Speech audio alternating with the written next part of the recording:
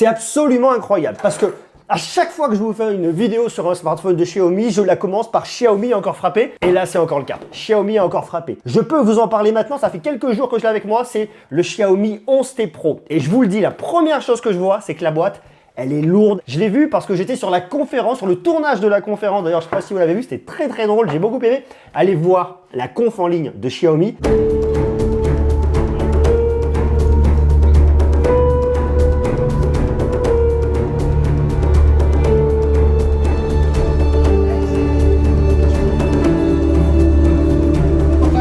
Ça va, t'as pas trop peur.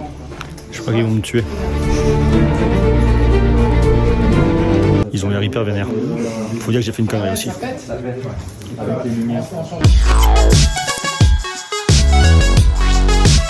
Française, attention, je rappelle l'équipe France, ils vous font des petits films, c'est scénarisé, en vous expliquant les specs et en faisant un truc hyper sympa. J'étais super content de pouvoir participer à ce tournage. Allez voir sur leur chaîne YouTube, allez voir le truc, c'est vraiment top. Alors aujourd'hui, je vous parle de ce smartphone, c'est le Xiaomi le 11T Pro et le 11T Pro, il est dingo. Alors en préambule, ça fait un petit moment que j'ai pas tourné ici, donc là j'en profite. On est dimanche avant la sortie, le smartphone, il est là. Je vous ferai le test dans quelques jours, donc laissez-moi le temps. Mais avant toute chose, on va se le regarder et vous allez voir, c'est super intéressant parce que c'est le premier smartphone qui sort sur le marché avec une charge rapide 120 watts. Oui, je vous parle bien d'une charge rapide 120 watts. Pas d'une 25 watts, pas d'une 65 watts, d'une 120 watts. Alors ils ont fait plein de trucs pour que ça fonctionne d'un point de vue technologique. Il y a aussi des choses qui a priori sont au point de vue logiciel à l'intérieur pour venir justement surveiller tout ça parce que du 120 watts ça renvoie quand même un peu du bois. Mais juste avant de commencer, eh bien c'est un smartphone qu'il va falloir venir protéger. Oui, comment? Avec une coque de kit, mon partenaire Rhino Shield. Et ça c'est une bonne nouvelle parce que oui, vous le savez, oups là, venez voir par là, chez Rhino Shield, il y a coque. Il y en a pour tout le monde, il y a tous les prix. Et chez Rhino Shield, il va y avoir de plus en plus de produits pour Xiaomi. Il y en a dans l'univers d'Harry Potter. Alors moi, je suis un très grand fan d'Harry Potter et j'adore l'univers Harry Potter. Vous avez une petite coque sur Dobby. Ça me plaît énormément. Vous avez également des coques sur Fortnite. Là, on a une coque qui est super jolie dans l'univers de Fortnite. Alors, je vous le dis une fois de plus, hein, des coques sur vos smartphones de Xiaomi, on va en avoir. Il y en a déjà, mais il va y en avoir de plus en plus. Et il y en aura. Regardez, là, c'est super sympa, One Piece. Vous allez en avoir sur le Xiaomi 11T, sur le Xiaomi 11T Pro. Regardez celle-là aussi sur Harry Potter. Est-ce qu'elle n'est pas super canon? Je la trouve hyper canon. One Piece, c'est aussi hyper classe. Fortnite, j'adore. Ricky et Morty. Ils ont pu faire I'm Mr. Greux. Ça fonctionnerait aussi. Look at me. Ok. My Hero Academia. League of Legends. Friends aussi. On a encore du Harry Potter et vous voyez surtout, vous avez différentes couleurs. Donc il y en a vraiment pour tous les goûts. Et encore un Ricky et Morty. Vous en avez dans tous les univers, dans plein d'univers. Il y en a énormément. Alors là, je vous montre des coques parce que des coques comme ça, vous allez en avoir bien évidemment pour votre Xiaomi 11T et votre 11T Pro. Mais il y a aussi des bumpers, il y a des modes NX, il y a plein de trucs. Vous pouvez venir également personnaliser les boutons. Si vous avez par exemple une Apple Watch, eh bien vous pouvez venir la protéger très facilement. Donc ça c'est aussi très bien. Si vous avez un iPhone, vous pouvez venir protéger les caméras de votre iPhone pour qu'elles ne se rayent pas avec différentes teintes. Vous avez également des protections d'écran, mais également des câbles tressés 2 mètres et là j'ai même 3 mètres. Et une fois de plus, vous allez avoir des coques pour votre Xiaomi 11T Pro. Vous allez avoir également des protections d'écran. Elles arrivent très prochainement. Je vous ai mis le lien en bas dans la description. Et en plus de ça, avec le code GREUX21, vous avez 5% de remise sur votre commande. C'est une très bonne nouvelle. Merci qui? Merci Rhino Shield. Mais moi, ce qui m'intéresse, c'est là-dedans. C'est ça. Regardez ça. Ça, c'est la boîte du Xiaomi 11T Pro. On va se l'unboxer, on va regarder une fois de plus. Le test arrivera dans quelques jours, donc abonnez-vous, actionnez la cloche, comme ça vous saurez tout. On va parler de plein de choses, on va se tester sur le terrain, en déplacement, photo, vidéo. On va regarder la charge, on va regarder les sécurités au niveau de la charge. On va tout voir, regarder tout de suite. Qu'est-ce qu'on voit? On voit qu'on nous écrit ici qu'on a une caméra avec un capteur principal de 108 mégapixels, ok, why not?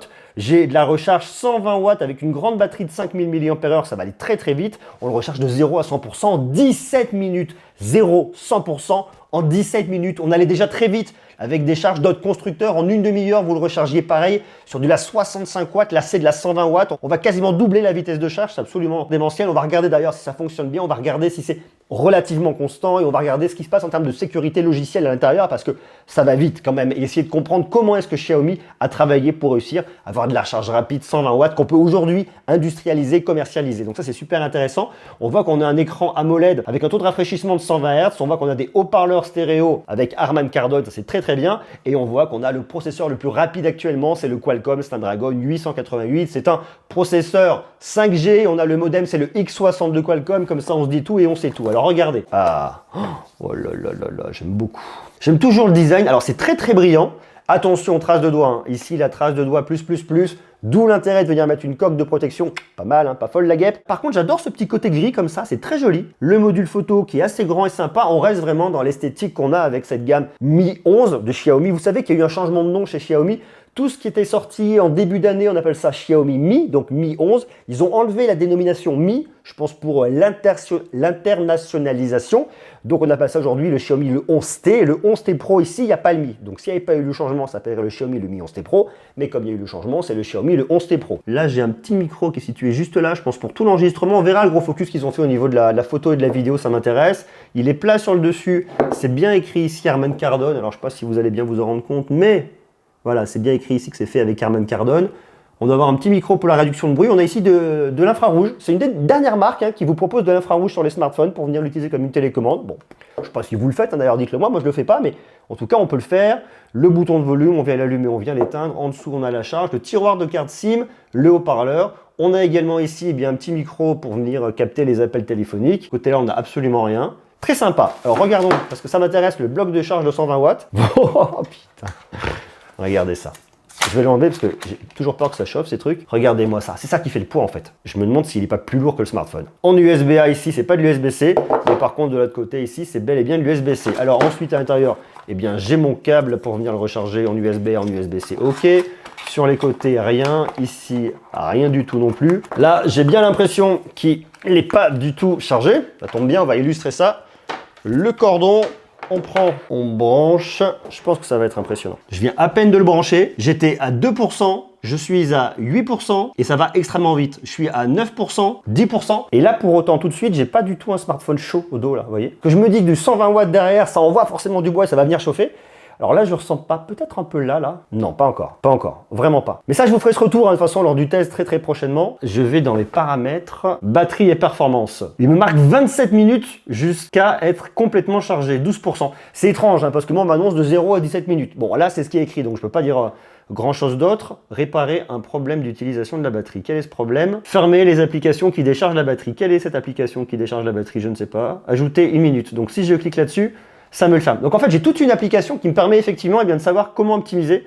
Je peux ajouter 44 minutes en activant l'économiseur d'énergie. Ok, c'est pas le but. Ajouter 10 minutes en faisant ça. Le mode sombre. Ah bah oui, le mode sombre, en fait, si vous voulez, ça va être intéressant parce que comme ici, j'ai un écran AMOLED. Bon, c'est une diagonale de 6,67 pouces. Si je passe sur le thème sombre, eh bien, je vais avoir un écran noir. Qu'est-ce qui se passe au niveau d'une dalle AMOLED? Eh bien, quand c'est noir, c'est un pixel éteint. Donc, j'économise de l'énergie vu que je ne vais pas émettre de lumière. C'est vachement intéressant parce que je vois vraiment tout ce qui se passe en temps réel et ce qui vient consommer. Ok. Bon, là, c'est qu'une installation, donc j'ai pas tout. Température de la batterie, ok. Chargé aujourd'hui, 0 fois forcément, je viens de l'allumer. Après, l'expérience que vous avez ici, c'est MIUI, c'est un global, vous le voyez, MIUI 12.5.10. MIUI, ça marche bien, c'est une très belle expérience logicielle. Alors, ce qui est intéressant, c'est que ce smartphone, eh bien, c'est tout l'aspect, toute la fiche technique parce qu'il est complètement optimisé pour le gaming.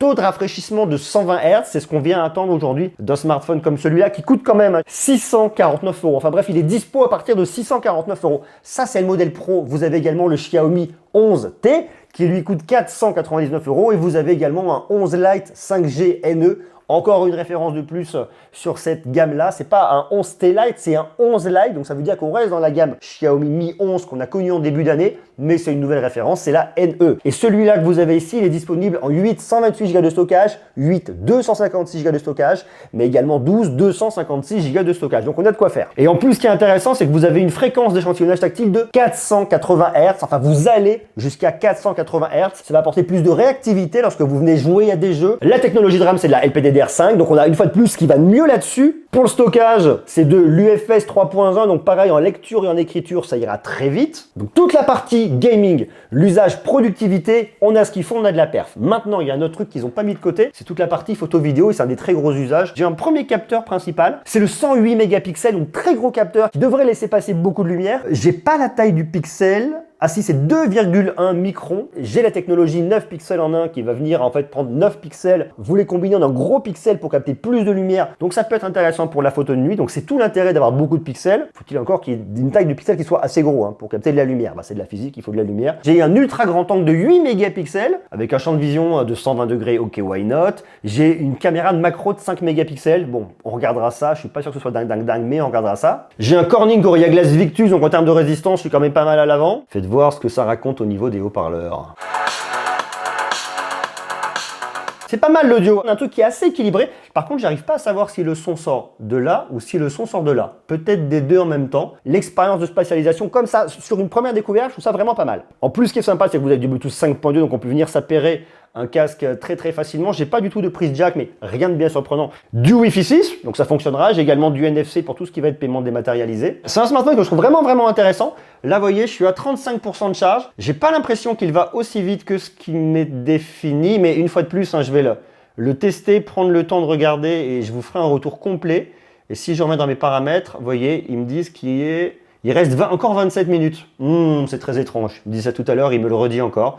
Ok, on va rechecker ça. Quand je suis dans mon mode photo, je vais là, j'ai le mode super macro là, et là, j'ai ma macro. Vous voyez, il y a un truc que j'ai beaucoup aimé et qu'a fait Apple et qu'on ne retrouve pas ici. Eh bien, c'est que le mode macro, je dois venir l'actionner moi-même. Alors que chez Apple, et c'est ce que je trouve très malin, eh bien, ça se fait intelligemment. Votre smartphone sait et il switch automatiquement en macro et c'est là où l'expérience est intéressante et Xiaomi devrait venir aussi améliorer ce point-là. Ça arrivera probablement, hein, c'est du logiciel, mais ça serait vraiment intéressant. Là, ça commence à chauffer, hein. Là, je le sens, là, vous voyez sur le haut, là, que ça chauffe. Joli smartphone, on s'en reparle très rapidement, bien évidemment. S'il vous intéresse, lien en bas dans la description. On regardera la partie photo, je vous dirai si ça chauffe lorsqu'on joue. Je donnerai tout mon retour sur tout ce qui va être charge, qui est un des gros focus. On va regarder la vidéo si elle est intéressante parce qu'on peut venir faire de la vidéo jusqu'en 8K ici. Donc on verra si c'est intéressant, on verra toutes ces parties-là, tous les usages. On regardera si effectivement le gaming ça marche.